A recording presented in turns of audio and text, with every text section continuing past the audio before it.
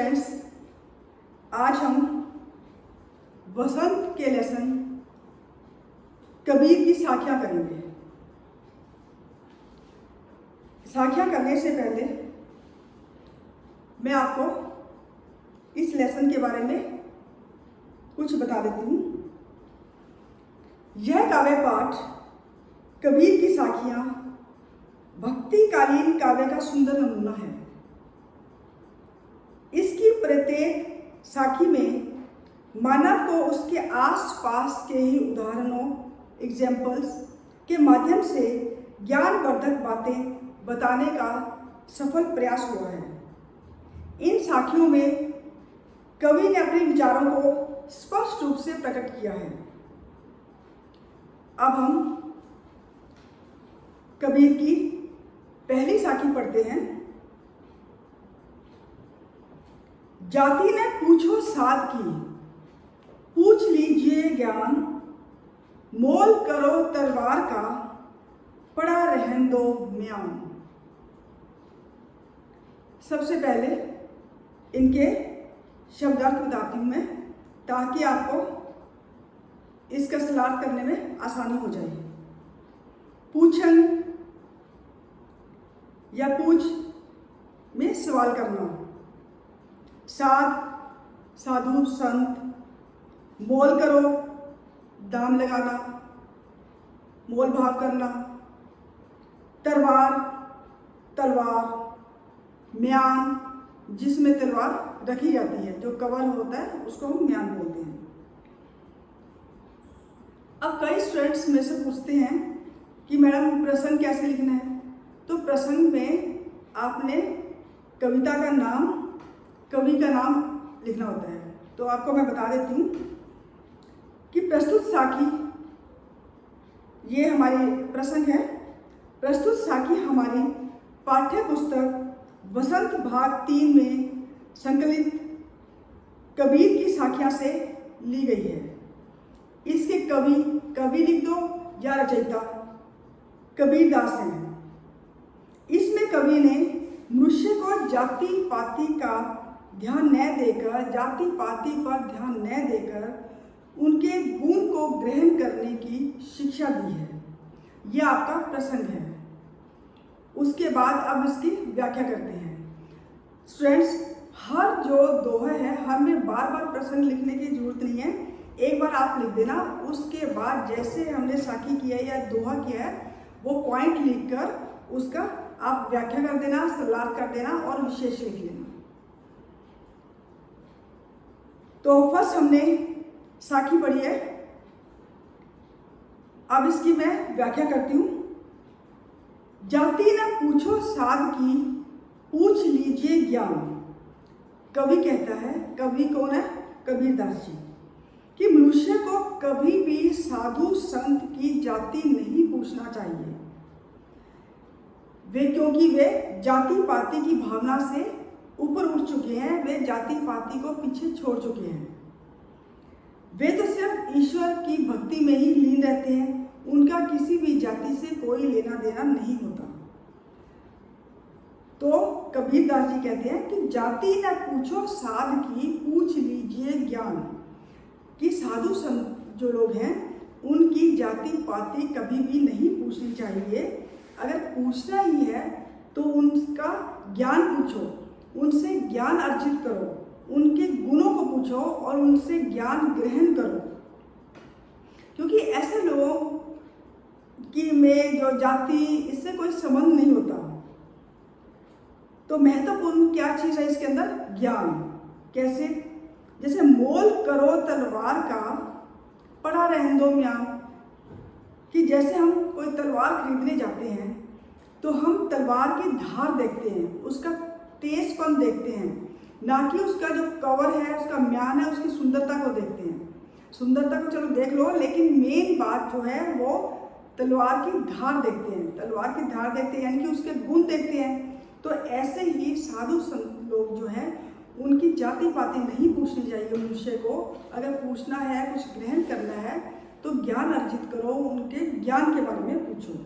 तो कह रहे हैं कि मोल करो तलवार का, कि तलवार का मोल जो है वो जानो, पड़ा रहन दो म्यान, तो म्यान की बातें मत करो, उसके तलवार जिसमें रखी जाती है म्यान, उसके बारे में नहीं पूछते हम। तो ऐसे ही मनुष्य जो को साधु संत के बारे में भी, उसके ज्ञान के बारे में, उसके गुणों के बारे में जानकारी हासिल करनी चाहिए। इसके अंदर विशेष क्या है? विशेष है कबीर दास जी ने जो ये पंक्तियाँ लिखी है, ये दोहे के रूप में लिखी है, तो दोहा छंद है ये। सेकंड इसका पॉइंट होगा कि तत्सम तद्भव शब्दों का प्रयोग किया गया है। और कबीर दास जी की जो भाषा, वैसे अगर देखा जाए तो उसको हम सदुगड़ी भाषा बोलते हैं, साधु संतों की जो भाषा होती है वही, और खिचड़ी भाषा भी कह सकते हैं हम, क्योंकि इसके कई भाषाओं का इनका मेल होता है। इसमें कई भाषाओं का इस दोहे में मेल है, जो जितने भी दोहे आगे दिए गए हैं। तो ये आपका क्या है? विशेष। विशेष में अगर आप ये भी लिख सकते हो कि इसमें गीतात्मकता, संगीतात्मकता, लयात्मकता विद्यमान है। क्यों? क्योंकि ऐसे जो दोहे हैं हम उनको गा सकते हैं, संगीत बज सकता है, लय ट्यून भी हो सकती है। तो गीतात्मकता, संगीतात्मकता और लयात्मकता विद्यमान है। सेकंड हमारा दोहा है, आवत गारी एक है, उल्टत होई अनेक, कह कबीर नहीं उल्टिए, वही एक की एक। प्रसंग बार बार नहीं लिखना आपको, एक बार आपने प्रसंग लिख दिया तो सिर्फ आप व्याख्या ही करते जाओ। अब इसके शब्दार्थ क्या है? आवत मीन्स आते हुए, गारी अपशब्द या गाली, उल्टत उल्टा जवाब देना, होई हो जाती है। इस साखी में कवि ने क्या कहा है कि कवि ने मनुष्य को किसी के द्वारा दी गई गाली का जवाब गाली से न देने की सीख दी है, कि कोई अगर गाली देता है तो उसका जवाब गाली मत दो। अगर गाली नहीं दोगे तो वो एक की एक रहेगी, ज़्यादा नहीं बढ़ेगी। तो व्याख्या इसकी क्या है? आवत गारी एक है, उल्टत होई अनेक। कबीर दास जी कहते हैं यदि कोई हमें एक गाली देता है और हम भी पलटकर उसका जवाब गाली में ही देते हैं, तो ये जो बार बार जो गालियाँ देते हैं, जैसे एक ने दी, वो से सामने वाले ने दी, फिर वो देगा, तो ऐसे करते करते वह पुनः दो की जगह में 4 गालियाँ दे देता है। तो ऐसे गालियाँ बढ़ती जाएंगी, जिससे जवाब उससे भी बढ़कर देंगे। यानी कि एक गाली देंगे, वो दूसरा एक गाली का जवाब देगा, फिर वो 2 देगा, फिर आगे ऐसे बढ़ती बढ़ती जो है, वो शुरू में जो एक गाली होती है वो बढ़कर अनेक गालियाँ बन जाती हैं। आवत गारी एक है, उल्टत हुई अनेक। तो कबीरदास जी इसमें सीख क्या दे रहे हैं? कह कबीर नहीं उल्टिए, वही एक की एक। कवि मनुष्य को सीख देता है कि मनुष्य को गाली का जवाब नहीं देना चाहिए। इससे वह गाली जो है एक की एक ही रह जाती है, यानी कि एक गाली दी थी वहीं पर रुक जाती है, आगे अनेक गाली में परिवर्तित नहीं होती है। इसमें विशेष खासकर क्या है? वही गीतात्मकता, संगीतात्मकता, लयात्मकता। तो स्टूडेंट्स, जो बार बार हमारा विशेष अगर आ रहे हो, तो एक बार अगर आपने विशेष लिख दिया हो तो बार बार रिपीट करने की कोई ज़रूरत नहीं है, बस आपको समझना है। लेकिन एग्जाम में आप लिख सकते हो। तो इसके अंदर एक गीतात्मकता, संगीतात्मकता, लयात्मकता, तद्भव ये तत्सम शब्दों का प्रयोग, सदुगड़ी भाषा, दोहा, छंद है इसके अंदर, और कह कबीर और एक की एक, इनमें अनुप्रास अलंकार है। क्योंकि कह कबीर क से ही स्टार्ट हुआ है। जब कोई भी 2 या 2 से अधिक शब्द जो है एक ही वर्ण से स्टार्ट होते हैं, उसमें हम अनुप्रास अलंकार लगाते हैं, वो अनुप्रास अलंकार होता है। तो इसमें अनुप्रास अलंकार है। थर्ड हमारा है, माला तो कर में फिरे, जीवी फिरे मुख माही, मनवा तो दहु दिसरी फिरे, यह तो सिमरन नाही। कबीरदास जी ने इसमें भी सीख दी है। कबीरदास जी के सभी जितने भी दोहे हैं उनमें कोई ना कोई शिक्षा जरूर दी गई है। इस साखी में कवि ने लोगों के द्वारा आडंबर और दिखावे की भक्ति किए जाने पर करारा व्यंग कसा है कि जो लोग हैं भक्ति करते हैं, भक्ति होती है मन से, भगवान का स्मरण होता है मन से, लेकिन लोग दिखावा करते हैं, हाथ में माला ले लेंगे, राम राम करते रहेंगे या जो भी शब्द बोलने हैं भगवान के स्मरण करने के वो बोलते हैं, लेकिन उनका ध्यान जो है 10 दिशाओं में लगा रहता है। कबीरदास जी कहते हैं ये कोई स्मरण नहीं है, ये तो एक दिखावा है। इस पर कबीरदास जी ने क्या कहा है या क्या व्याख्या है?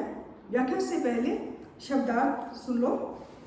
कर मीन्स हाथ, फिरे घूमना, चक्कर लगाना, माही मन में अंदर, मनवा मन, दहु दसों, दिशि दिशाओं, सुमिरन सिमरन, सिमरन समरन या प्रभु की सच्ची भक्ति। इस साखी में आपको बताया है कि कबीरदास जी ने जो आडंबर करते हैं, दिखावे से भक्ति करते हैं, उस पर करारा व्यंग कसा है। कवि कहता है कि मनुष्य प्रभु भक्ति करने का दिखावा करता है, वह अपने हाथ में माला की मन का घुमाता हुआ भक्ति का ढोंग करता है, ऐसे लगता है कि जैसे वो बड़ी भक्ति कर रहा हो, क्योंकि ऐसा करते हुए वह अपने मन पर नियंत्रण नहीं रख सकता। मन पर तो नियंत्रण रख नहीं पाता, उसका जो मन है वो 10 दिशाओं में घूमता रहता है, भटकता रहता है। तो कवि ने इस प्रकार की भक्ति करना, भगवान का स्मरण करना जो है वो ये कबीरदास जी कहते हैं ये कोई सच्ची भक्ति नहीं कहलाती, ये सब आडंबर है। अगर भक्ति करनी ही है तो मन से करो, दिखावा नहीं करना। इसके अंदर विशेष कि कवि ने दिखावे की भक्ति करने वालों पर करारा प्रहार किया है, व्यंग कसा है, कटाक्ष किया है, कुछ भी आप लिख सकते हो। और वही दोहा छंद है इसके अंदर। मुख माही म से स्टार्ट हो गया, तो ये कौन सा हो गया? अनुप्रास अलंकार है। बाकी गीतात्मकता, संगीतात्मकता, लयात्मकता विद्यमान है और खिचड़ी भाषा है। नेक्स्ट हमारा है दोहा। कबीर घास ने निंदिए जो पाँव तली होए, उड़ी पड़े जब आंखी में खरी दुहेली होई। शब्दार्थ इसके हैं घास, तिनका। लेकिन स्टूडेंट्स इसमें घास जो है कबीरदास जी ने निर्बल मनुष्य को के बारे में कहा है, या निकृष्ट जो वस्तु जिसको कोई पूछ नहीं होती, जिसको हम छोटा कुछ मानते हैं, उसके लिए घास का एग्जाम्पल देकर समझाया है। निंदिए निंदा करना या बुराई करना, पाँव पैर, उड़ी उड़कर, तली नीचे, में, खरी बहुत, दुहेली पीड़ा या कष्ट। इस साखी में कबीर ने तिनके के माध्यम से कमजोर मनुष्य, निर्बल मनुष्य का भी अपमान न करने की सीख दी है। अगर कोई आपसे कोई निर्बल हो, कमजोर हो, तो उसको ऐसा नहीं कि वो निर्बल है तो उसका अपमान करो, इंसल्ट करो। तो इसको समझाते हुए, मनुष्य को सावधान करते हुए कबीरदास जी कहते हैं कि मनुष्य को राह में यानी कि रास्ते में या पैरों के नीचे पड़े हुए घास के तिनके का भी अपमान नहीं करना चाहिए कि ये तिनका है, ये क्या है। क्यों? क्योंकि ये तिनका भी कभी अगर हवा में उड़कर अगर आँख में पड़ जाता है तो बहुत पीड़ा पहुंचाता है तो घास छोटा सा तिनका, लेकिन वो अगर आँख में पड़ जाएगा तो वो बहुत पीड़ा पहुंचाता है, बहुत दर्द होता है इससे। और इस तब हमें पता चलता है कि इस तिनके का अस्तित्व क्या है, वो कितना नुकसानदायक हो सकता है। भाव इसमें ये समझाते हुए कबीरदास जी कहते हैं कि मनुष्य को किसी का भी अपमान नहीं करना चाहिए, अपने से निर्बल मनुष्य का भी अपमान नहीं करना चाहिए, क्योंकि अगर उसको भी अगर गुस्सा आ जाता है तो वो भी कभी हमारे लिए भारी पड़ सकता है। उसको समझाने के लिए कबीरदास जी ने तिनके का सहारा लिया है, तिनके का एग्जाम्पल लिया है। इसके अंदर भी विशेष जो है दोहा छंद है और आम बोलचाल, तत्सम तद्भव शब्दों का प्रयोग किया गया है। इसमें उड़ी पड़े जब आंखी में, खरी दुल्हेली, इसमें गीतात्मक संगीतात्मकता और लयात्मकता विद्यमान है, गा सकते हैं हम इसको। ये आपके विशेष है। फिफ्थ हमारा है, जग में बैरी कोई नहीं, जो मन शीतल होए, या आपा को डारी दे, दया करे सब कोई। शब्दार्थ है, जग, जग मीन्स संसार, बैरी दुश्मन, मन हृदय, शीतल शीतल, शांत भी है इसके अंदर, होए होता है, आपा अहंकार घमंड, कोई कोई। कबीरदास जी इसके अंदर शिक्षा क्या देते हैं हमें कि कवि ने मनुष्य को अपने मन का घमंड त्याग कर मन को शांत और शीतल रखने की सीख दी है। कबीरदास जी कहते हैं कि मनुष्य को कभी घमंड नहीं करना चाहिए और अपना मन जो है वो शीतल रखना चाहिए, शांत रखना चाहिए। अगर हम शांत रहेंगे तो हमारा जो है कोई भी नुकसान नहीं करेगा, हमारे कोई भी दुश्मन नहीं होंगे। व्याख्या इसकी है जो सरलार्थ है, कवि कहता है कि इस संसार में कोई किसी का दुश्मन नहीं होता है, कि जग में बैरी कोई नहीं, जो मन शीतल होए, कि अगर हमारा शीतल है, हम अगर शांत है, तो हमारा कोई इस दुनिया में दुश्मन नहीं है। मनुष्य को चाहिए कि वह अपने मन को शांत और शीतल रखे। मन का घमंड त्यागने से उसका मन शांत और शीतल हो जाता है, कि या आपा को डारी दे, कि कवि कहता है कि आपा घमंड, कि मनुष्य को घमंड जो है वो त्याग देना चाहिए और अपने मन को शीतल रखना चाहिए, क्योंकि घमंड रहित व्यवहार करने पर हर कोई उस पर दया करेगा और उसका कोई भी दुश्मन नहीं बनेगा। हर कोई मनुष्य दया करने के लिए तैयार हो जाएंगे। इसमें विशेष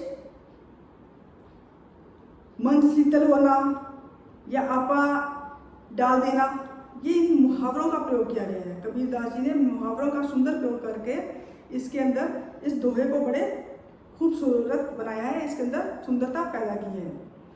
और वही दोहा छंद है, खिचड़ी भाषा है, मनुष्य को घमंड त्याग करके अच्छा व्यवहार करने की सीख दी है।